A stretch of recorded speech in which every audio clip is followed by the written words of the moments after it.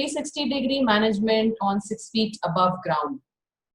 What we mean here is post the COVID season, as we are coming out of the pandemic, as organizations are slowly starting to work from office, moving from WFH to WFO. So as organizations are moving towards work from office, there is a concept called as the 6 feet office that is emerging. So when we actually made the title of this session, we called it 6 feet above ground, which actually means the 6 feet office or the 6 feet organization. So I want to quickly touch upon what the 6 feet organization really means, how it originated, and then we will discover as a group what are all the challenges that could face us, that we could be facing when we move into a 6 feet organization. The scene in Mumbai is still very grave, and I'm really, really alarmed with the increasing numbers, and I'm not sure when we are likely to move into full-fledged 6 feet organizations. Nevertheless, some other cities have started.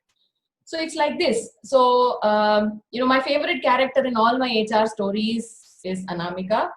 So Anamika goes to her office, in this period right now, as her office has started opening up and people have been asked to work from office. So Anamika goes to office and she assumes that it's going to be a pretty normal, natural day. And she's expecting, she's very excited about meeting her friends after a long time at the workplace. So she enters the office building and she sees her friends, near the lift. Some of her friends are behind at the gate, they are entering the building. And she suddenly remembers that she has to follow the rules of the 6 feet office.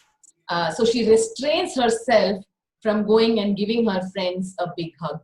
Okay? Normally, when you have people who you meet them in the office after 2 or 3 months, the first thing that any one of us would do, since we're all people-oriented, is probably meet our friends, give a handshake, give a warm hug. Maybe spend a long time in the day, have lunch, breakfast, etc. with all the friends whom we care. But suddenly, Anamika finds herself in a place where she has to say hello from a distance, because she's been told that now we are a 6 feet organization and we have been certified as a 6 feet organization. So she enters the office, and when she enters the office, the security guard there is trained to take her body temperature. So he tests her temperature, and then she is certified fit enough to enter into the office. So what Anamika faces in her first day in the office immediately makes her think about what could be the challenges that she would face as an HR manager in that office. She enters into the office, she walks into her workspace, and she notices that it is drastically changed. The facilities people are still figuring out what's happening. They're still figuring out how to handle the situation. So what's happened there is, in her office, she's found that it used to be a cubicle which used to house 8 HR people. It was the HR area which used to house 8 HR people, and now only 4 seats are there. 4 chairs have been removed from there. So Anamika is figuring out where she has to sit, and then she discovers that there is a schedule, there is a roster which is put up on the wall of the HR function saying, these are the people who will come in this shift, these are the people who will come in the second shift, and these are the people who will come on these days, and these are the people who will be coming on the other days. And somebody also hands her a note saying that, these are going to be signages which we need to place, and we need your views on this. So while Anamika is still settling into this, understanding a 6 feet office actually essentially means maintaining a 6 feet distance between workstations. 6 feet is considered as a typical human height. The concept of 6 feet office actually emerged from Europe, and therefore the typical human height for all practical purposes has been considered as 6 feet. So a 6 feet distance between any 2 people working in the office is what that defines a 6 feet organization. So as Anamika settles down into one of her seats there, she opens up her email, and then her emails, there is a flurry of emails which are very, very different from a typical email that an HR manager would receive. So she sees an email which says, these are the shift rosters of the people in your team. And these are the shift rosters of the people in the rest of the organization. And then she looks at it, and she also notices one alarming thing. In the past, all shifts that were there had a half an hour overlap, because her organization was catering to offices globally. The half an hour overlap between shifts used to help people to hand over information that is work in progress. She suddenly notices that now the shifts have been made in such a way that there is a 1 hour gap between the two shifts. Then she realizes, oh yes, this is another concept which is coming under the 6 feet office or the 6 feet organization. So she says, fine, this is how it is, and I'll have to deal with it. We'll see what kind of challenges I face. And constantly her mind is thinking, what are the kinds of challenges that are going to come? So she decides to take a walk around the office and see what other people have to say. And she's curious to see how they are managing 6 feet distance everywhere on the office floor. So she gets up from her space and she starts walking around. And she notices that there are new signages on the aisles. Everywhere there are new signages which are telling people to walk only in one direction. So if you have to meet somebody who is on the other end of the office, you cannot take a shortcut and go anti-clockwise. The 6 feet organization rule says, no matter where you go, whom you have to meet, no matter how many times you have to meet that person, you have to only walk in a clockwise direction in the office. And there are signages everywhere which are indicating that. This is the new 6 feet organization rule. Anamika is now even more shocked and surprised, and she's wondering, how are we going to manage the employee discipline in this? How much of accountability it will be on her as an HR manager to create and sustain an awareness about why the 6 feet organization is in place and what things have to be followed in order to make it successful. She continues her walk. She follows the signages, of course, because Anamika is somebody who decides, who has decided that she would lead by example. So she keeps following the signages. She takes her steps, and she notices that everywhere half the seats have been reduced. So there's only 50% of occupancy. The seats have been moved in such a way that there is significant amount of distance. Not only that, she also noticed that the walls between the cubicles have been raised with glass panels or acrylic panels, so that people cannot really lean across those cubicle walls and talk to each other. So Anamika is wondering, it is just 3 months ago that I did a training program in communication. Mihir, this is for you. Anamika is wondering that she did a training program in communication where she went and told people that as far as possible, if you have to talk to somebody in the office, walk up to that person. Okay, do not use the intercoms. And now, suddenly, she is required to instruct the same people that as far as possible, do not walk up to the individual, please use intercoms or converse on chat. So she is really racking her brains. How am I supposed to make all these people unlearn the disciplines that I was trying to instill all these days? And she realizes that there are going to be a lot more challenges that come, because these are things which are looking at her, staring at her right in the face.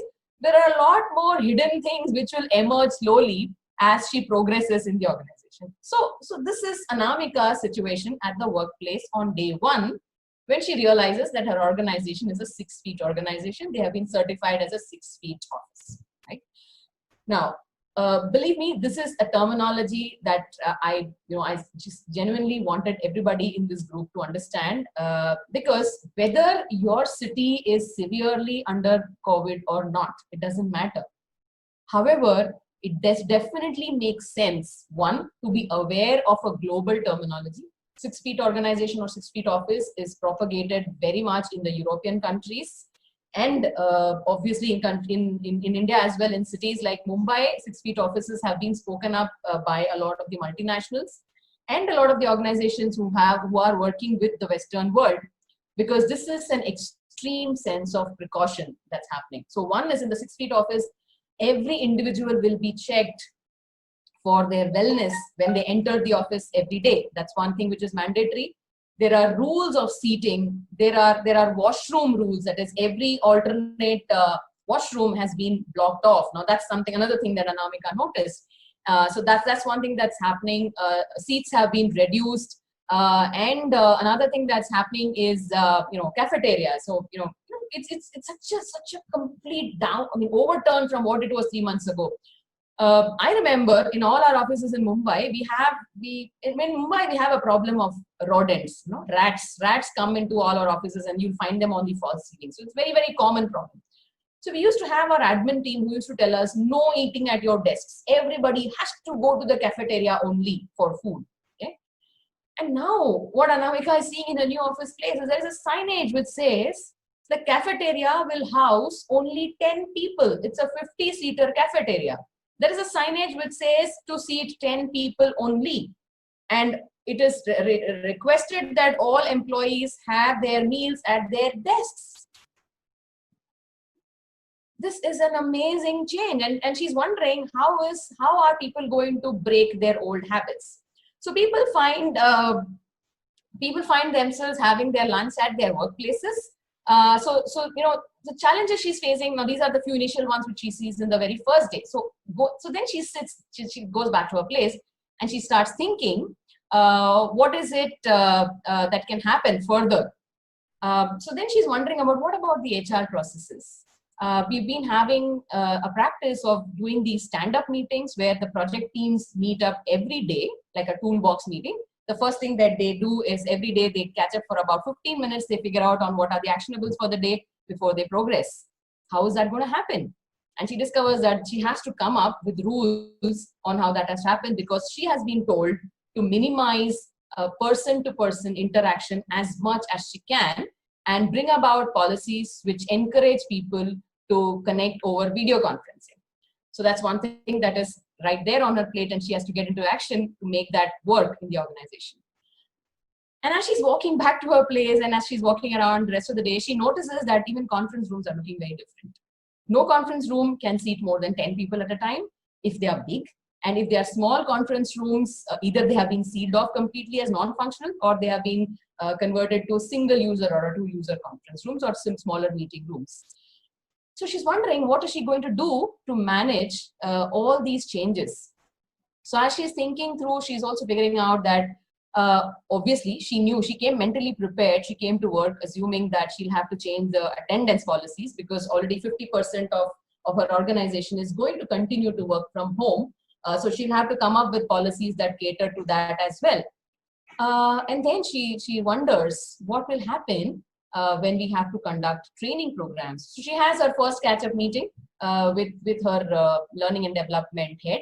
And then she's obviously, so the learning and development person, since he belongs to a center of excellence and he's probably not required in the office at all times, he has been asked to work from home. So she has this video call with her colleague and she's trying to relook the whole calendar and they're figuring out how the calendar will look because now from all those classroom programs have to be converted to digital programs or online programs. They have to move to an online platform. So one of the things that she needs to do is to reconfigure the whole thing, put those program content on the portal, come out with the effectiveness measurement methods, because effectiveness measurement in a physical session may be very different from the effectiveness measurement from that has to be done for a self-learning online program.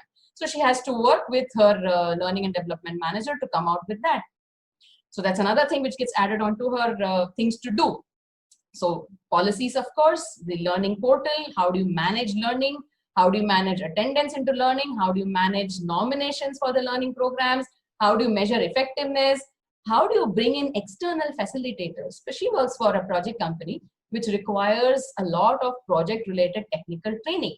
So she's wondering, how do I get an external facilitator? So then she figures out she needs to have a chat with the IT organization to understand which is a safe platform in which she can invite her external facilitators. And then as she is thinking, she has a meeting which is lined up with some of her senior management staff, and she knows what's going to hit her next. People are going to ask her about how are we going to manage performance evaluation. So obviously she knows that the senior management is very keen on understanding how performance management exercise is going to run, because they're going to ask her for her calendar of events very soon, and she has not yet started thinking on that.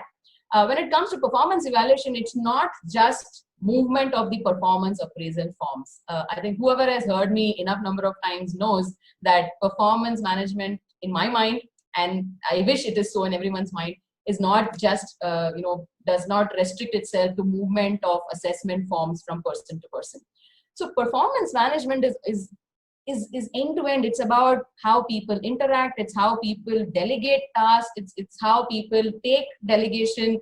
It's how people drive initiatives. It's how their initiatives are evaluated, how their performance is measured. Is there any micromanagement? Is there a boss breathing down somebody's back? How tasks are monitored? How faults are found? How bugs are fixed? And it's all over the place. And she's just wondering, how will all these things fit into this new normal of a 6 feet organization, where till the time that she is informed, till there is a go ahead, she will not be able to get more than 50% of her staff working in the office, and people are going to be working from almost anywhere in the country. So she's starting to think about all these things. So this was Anamika's first day at the workplace in a scenario where her city, her organization is emerging out of the pandemic situation, and she's wondering, who are my stakeholders now? Right? Earlier, it was very simple. People who are your managers, who are your decision makers in the organization, they are your stakeholders. Each and every employee who comes and meets you every day, whom you have lunch with, whom you have your breakfast with in the office, they are all your stakeholders, because you're hearing from them in real time what are the challenges that they are facing, what is it that they wish to do, how you can help them. All those conversations that used to happen face to face seem to have disappeared.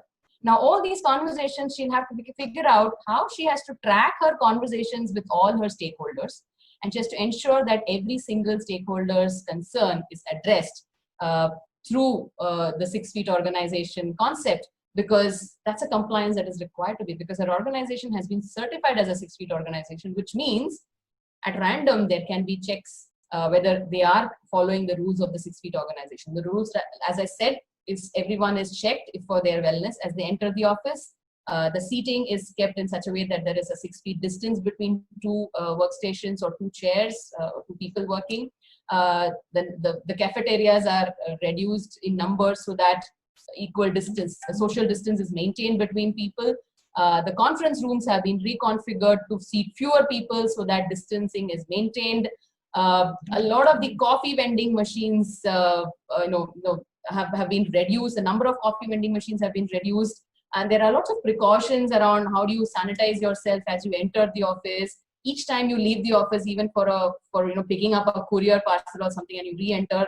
So all these things are going to become habits which will have to be inculcated.